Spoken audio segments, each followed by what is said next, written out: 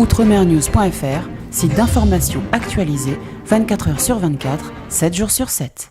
Au nom de la dignité, au nom des libertés, au nom des droits fondamentaux. Combien sont-elles? Celles qui ont su dire non, qui savent encore dire non, et qui disent non. Combien sont-ils? Ceux qui ont su dire non, qui savent encore dire non, qui disent non. Madame, mademoiselle, monsieur, nous vous valions le bonsoir. Bonsoir. Et nous vous disons merci d'avoir accepté notre invitation.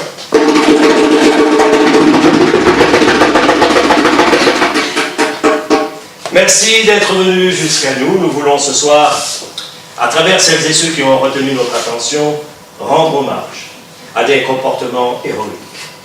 Au nom de tous les hommes qui se voient retirer leur humanité, elles et ils sont aux quatre coins de la planète. Nous ne retiendrons ni leur couleur, ni leur région d'origine. Nous nous souviendrons de leur générosité et de leur amour sans limite pour leur prochain, au nom de l'humanité. Nous voilà donc au centre social et culturel Rosa Parks. Nous sommes à Paris dans le 19e arrondissement avec Luc Saint-Éloi qui a contribué en fait à la série de manifestations qui démarre en fait le lancement de ce centre social et culturel. Luc, bienvenue. Merci de nous accueillir un peu à la maison parce que on participe là au début de quelque chose d'historique, on peut le dire comme ça. Oui, absolument. Et en plus, d'autant plus historique puisque le nouveau centre a été inauguré le 1er décembre. C'est ce fameux 1er décembre en 1955 que Rosa Parks refuse de céder sa place parce qu'on l'a fait se lever pour donner la priorité aux Blancs, puisque c'est la loi dans le pays, en Alabama. Et donc on a choisi d'inaugurer ce même jour en anniversaire et en hommage à Rosa Parks. Donc ici, nous sommes dans le cadre des événements d'inauguration. Et aujourd'hui, c'était un montage culturel et musical que j'ai proposé pour honorer celles et ceux qui savent dire non. Avec une liste qui est évidemment loin d'être exhaustive, hein. C'était quelques noms ici et là, il y en a évidemment d'autres, on l'imagine, dans les tiroirs. Ah, bien sûr, il y en a beaucoup d'autres dans les tiroirs, mais il faut y aller lentement. Mais je pense que c'est sans doute un bon programme, régulièrement, peut-être une fois par trimestre, sortir les grands hommes de l'oubli et commencer à cimenter des repères. Et c'est ce que je disais un petit peu en conclusion du spectacle tout à l'heure. Rarement, quand il y a comme ça un projet entre la littérature, la musique, autour d'une lecture, celui qui met en scène ou met en mouvement tout ça, y participe. Ça a été le cas ce soir parce que tu fais partie du spectacle et puis par ailleurs, on a rarement eu autant d'émotions en fait. Il y a eu presque des larmes, des gens qui étaient très très touchés en fait par ce projet. Oui, j'ai tenu à visiter un peu des personnages de tous les horizons, donc volontairement, donc la juive également, la jeune étudiante allemande, par exemple Sophie Scholl. Ce sont des exemples pour dire qu'il y a des gens de toutes les couleurs, de toutes les origines qui savent se dresser contre la barbarie, contre les atrocités, le racisme. Bon, Nelson Mandela, il fallait qu'il soit parmi nous, hein. Donc il y avait Delgrès, il y avait Ignace, il y avait Toussaint Louverture, il y avait Césaire, il y avait... Bon, j'ai pas tous les noms en tête, mais l'idée c'était quand même de proposer ce voyage. Et bien évidemment, j'avais très envie de toucher les cœurs. Donc j'ai terminé avec Germaine Guillon qui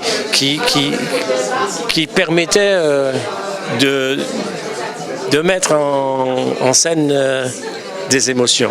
Parce que je crois quand même que les gens, il faut qu'on les touche au cœur et ça laisse des traces.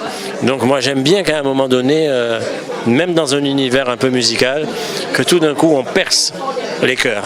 Et je crois qu'on a atteint la cible ce soir. Et c'est d'ailleurs l'une des phrases chantée par Yves Intel-Pastel, entre autres, qui est un compagnon de longue date, j'ai envie de dire, en tout cas un complice, non? Ah oui, Yves Intel, ça fait des années qu'on travaille ensemble. C'est un poète, c'est un chansonnier, c'est un artiste, c'est un musicien, compositeur que j'admire, que j'adore. Et on en a fait quelques représentations déjà avec Yves. À l'époque où j'avais le centre culturel, Yves a fait partie des poètes que j'avais invités dans le cadre de la Semaine nationale de la poésie. Donc aujourd'hui nous étions avec Yves Intel, avec Olivier Le Tur et puis avec cette belle comédienne Isabelle Laporte. C'était vraiment un cadeau parce qu'en si peu de temps j'ai pu les amener là où je voulais les amener et c'est parce que ce sont aussi de grands artistes. Dans les mains, on ne fait pas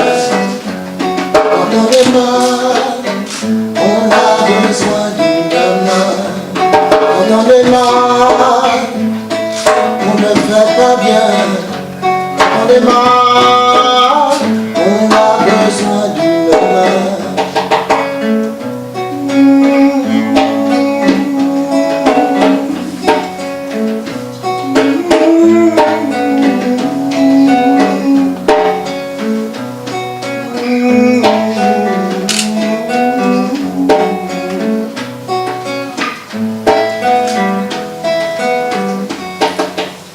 Ça c'est d'avoir des amis. Il faut qu'au bord du précipice ils vous retiennent de la chute. Gardons les yeux ouverts près de nous, autour de nous. Parfois la pudeur cache le désespoir. Quand on est mal, on ne fait pas bien. Quand on est mal, on a besoin d'une main. Quand on est mal, on ne fait pas bien. Quand on est mal, on a besoin d'une main. Une main, une main, une main, une main. Nous sommes à présent en compagnie d'Astrid Sivsanker de la compagnie du théâtre de l'Air Nouveau, mais qui n'est pas seulement autour de la compagnie, puisqu'elle est également membre du comité d'administration, si je ne m'abuse, du centre Rosa Parks, qui est ce nouveau centre social et culturel. Astrid, tu es toi la vice-trésorière, si je ne m'abuse. Je suis la vice-trésorière, donc je tiens un petit peu la bourse avec mon collègue Laurent Lemel. Ouais. Alors félicitations évidemment pour cette place. Est-ce que c'est important pour nous d'abord d'être présents dans ce type de structure? C'est très important de s'inscrire dans l'existant. Et au bout d'une trentaine d'années d'existence dans le paysage, nous sommes une compagnie théâtrale qui a 33 ans cette année. Nous avons fait beaucoup de choses dans le paysage culturel francilien, je dirais. Mais il y a besoin de s'implanter, de s'enraciner et de trouver des espaces d'expression. Notre problème, et c'est pour ça qu'on avait aussi créé le centre culturel à Pantin dans les années 98 jusqu'à 2005, oui. Et l'idée, c'était de permettre qu'il y ait des lieux d'expression culturelle, d'expression artistique, de lien social, de partage. En fait, on manque de lieux. Et en fin de compte, il faut qu'on puisse se retrouver dans certains endroits et qu'on puisse vivre, tout simplement, vivre là où on habite, là où on travaille. Et on se rend compte que nos populations d'outre-mer, entre guillemets, je dirais ça de manière globale, nous avons tendance à vivre reclus dans nos appartements, dans nos maisons, dans nos villas, mais dans la vie sociale, nous sommes relativement absents. Il ne faut pas être absent, il faut être présent. Et pour être présent, eh bien, il faut se rapprocher des structures, il faut se rapprocher des espaces qui sont en émergence, qui existent. Et si on n'a pas trouvé de place dans des lieux qui existent déjà depuis fort longtemps, mais dans les nouveaux lieux, on peut. Il y a de la place. Alors, on sait qu'il y a des difficultés toujours autour des compagnies, notamment financières, en termes de structure, d'organisation, de logistique. Est-ce que l'existence d'un lieu, d'un centre social et culturel comme celui-ci permet beaucoup plus de possibilités finalement? Alors, c'est une structure associative qui gère le centre, le lieu.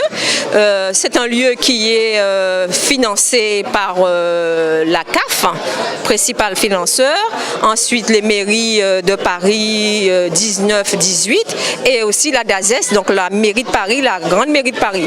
Il faut savoir que ce centre social est à cheval sur 2 arrondissements, ce qui est nouveau parce qu'avant les centres sociaux, ils étaient généralement circonscrits à un endroit. Donc là, on a une espèce d'envergure qui nous ouvre des portes aussi sur la banlieue, sur la proche banlieue.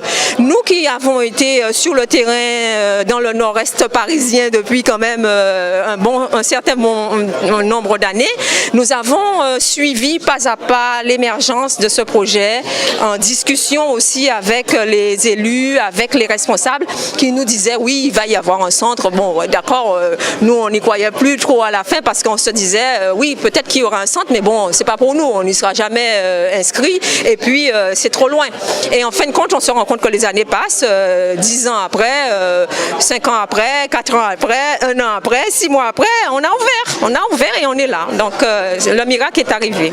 J'en viens au projet Antigone. Est-ce qu'on peut dire 2 mots de ce projet Antigone? Oui, alors le projet Antigone, c'est comme je l'ai dit tout à l'heure, c'est poser un acte, c'est dire je ne vais pas me laisser couler dans le moule et la facilité entre guillemets, mais je vais me positionner et se positionner à travers l'expression artistique et culturelle. Donc l'idée c'est de rassembler des bonnes volontés, pas forcément des talents parce que tout le monde n'a pas un grand talent émergent tout de suite perceptible, mais en tout cas de le faire émerger à travers des ateliers participatifs avec des participants qui sont d'accord pour le faire et d'apporter le savoir-faire des professionnels.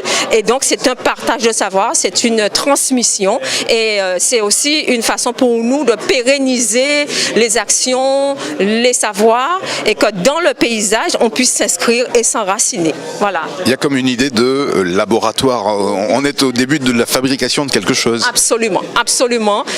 L'idée c'est de se dire qu'on va fabriquer quelque chose, on ne sait pas ce que c'est, si c'est un monstre, si c'est un géant, si c'est une merveille, si c'est un tout petit bébé, peu importe. L'essentiel c'est de fabriquer ensemble. Alors ça a déjà un peu commencé.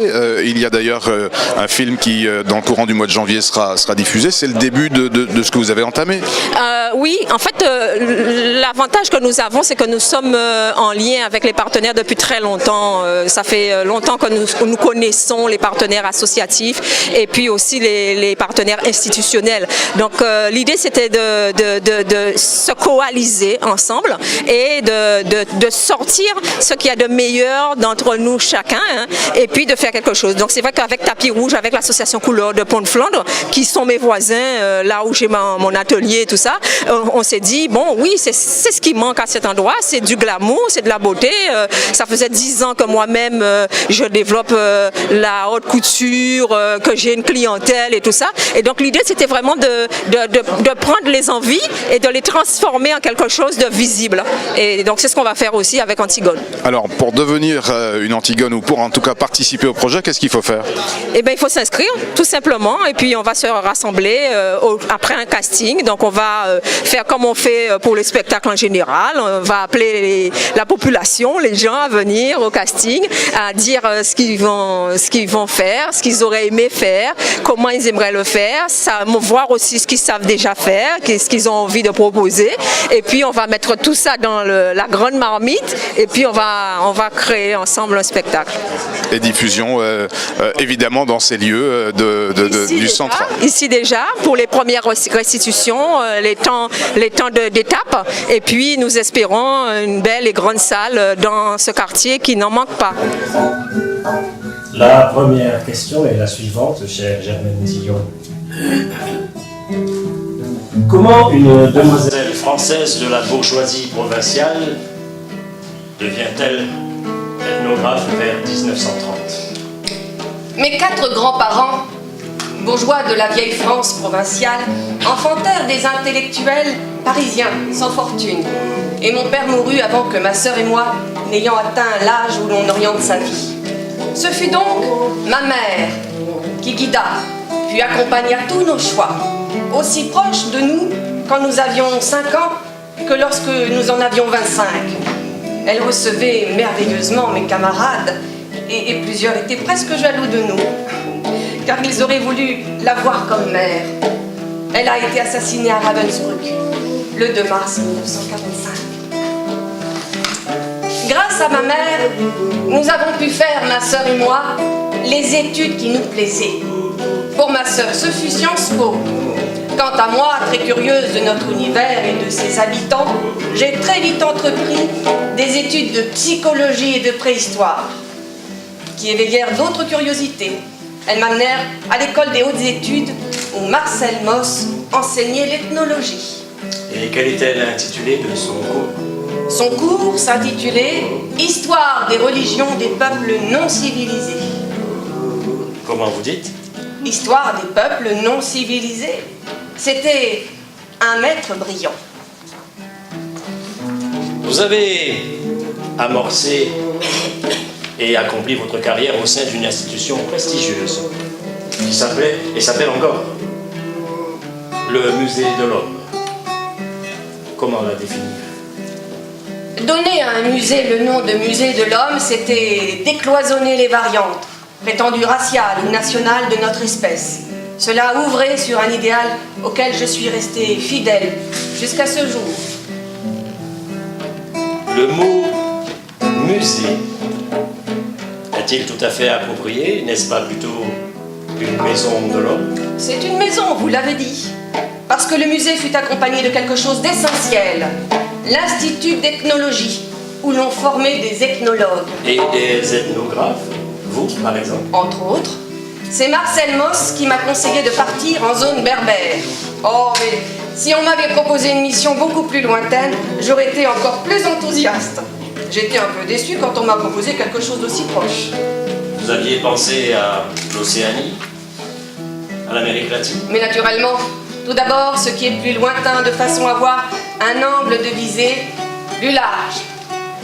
En quelle année partez-vous pour l'Afrique du Nord, dépêché par Marcel Moss? Exactement en 1934, donc il y a plus de 60 ans.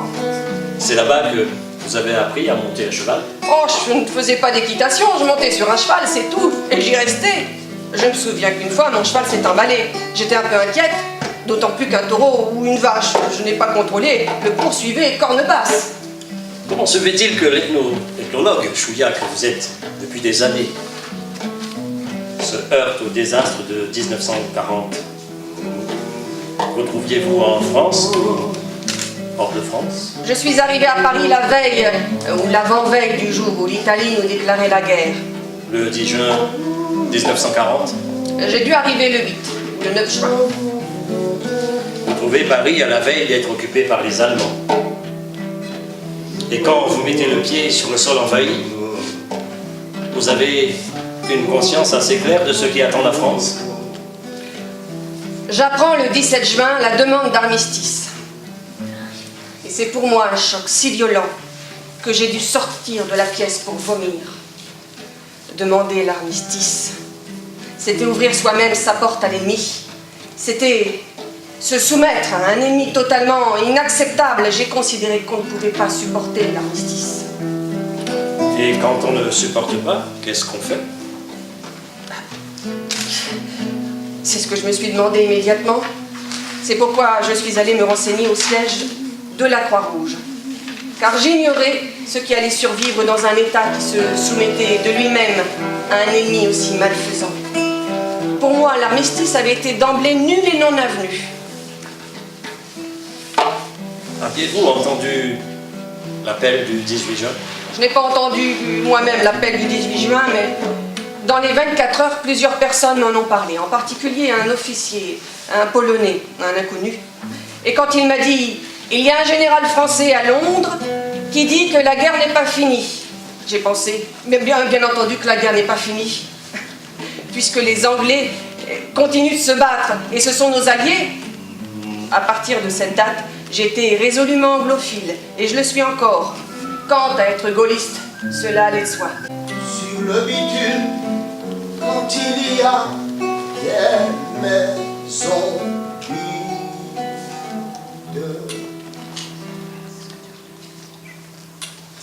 tourne le vent avec le temps. Quel bon vent nous mène le siècle qui vient. Tourne le vent avec le temps. Quel bon vent nous mène le siècle qui vient. Le monde ne changera pas si l'homme ne change pas.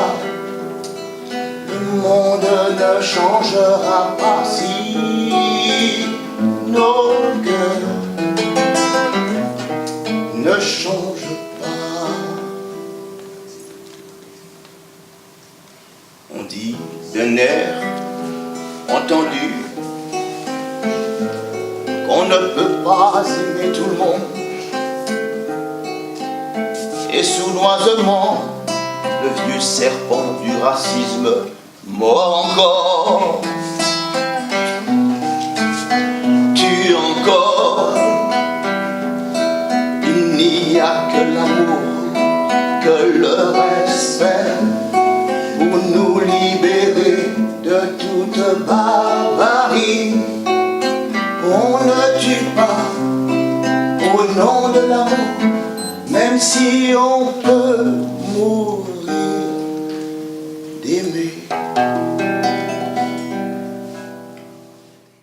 Alors à l'occasion de cette soirée, autour de cette rencontre littéraire et musicale, Yves Intel qui a participé en fait à la fabrication de ce rendez-vous, un vieux complice. Quand je dis vieux, c'est par rapport à la date, hein, autant depuis tout ce temps que vous pratiquez Luc Saint-Éloi et toi, en fait, ça fait un petit moment que vous vous connaissez. Ça fait, je sais même pas dire quelle année, mais ça fait très très longtemps. En fait, on a eu, je crois que c'est à cette occasion-là qu'on s'est connus vraiment. Alors, Luc réalisait ce qu'on appelle les migants poétiques. Il a fait ça sur plusieurs années. Et le dernier migant poétique, il m'avait invité. Je ne savais pas que c'était le dernier, mais il m'avait invité parce que je lui avais montré un recueil de textes qui n'était même pas sorti. Et il m'a dit, ben écoute, ce recueil, il n'est pas sorti, mais pour ce qu'il y a là-dedans, je t'invite. Voilà, donc c'est comme ça que je le connais. Et puis, c'est simplement un monsieur formidable, qui s'engage, qui n'hésite pas, qui prend des risques, qui prend aussi des coups. Et puis, il est très attachant, voilà. Donc, voilà, c'est... Ça fait quoi de participer à un rendez-vous, à la production d'un projet comme ça, de travailler autour d'un projet comme celui-ci, entre la littérature, la musique? Comment on y vient d'ailleurs? Comment on y vient à ce projet? On en parlera peut-être, mais longuement. On y vient longuement, on vient avec soi-même, on vient avec son parcours, on vient avec une sensibilité, on vient avec une lecture du monde. Et ce que propose Luc Saint-Éloi est une belle lecture du monde. C'est une lecture consciente, mais c'est surtout une lecture généreuse. C'est pas juste un regard, c'est pas un dire, c'est un dire mais un projet qui a envie de changer quelque chose. Et ça correspond tout à fait à ce que moi-même je trace et ce qui m'intéresse. Parce que toi, Yves Intel, tu es un amoureux des mots, un sensible et amoureux des mots, des textes. Oui, je crois que voilà, c'est mon fonctionnement. J'écris beaucoup de poésie. Et la chanson, désormais, ça fait partie c'est un réflexe, ça fait partie de mon quotidien, Et parce que c'est une manière, franchement, de communiquer des choses réelles, profondes, mais c'est surtout une manière d'embrasser les gens, de s'embrasser soi-même et d'embrasser les gens. Donc, c'est une sorte c'est plus qu'une politesse, c'est une mise en amour, voilà. C'est quand vacille la flamme, il faut convoquer les esprits au combat du grand espérance, pour battre le tambour.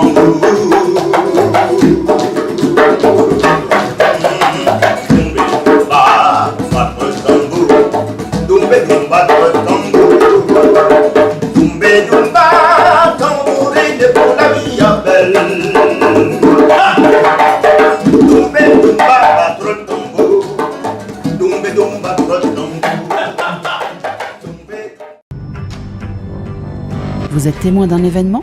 Envoyez vos photos ou vidéos à contact@outremernews.fr.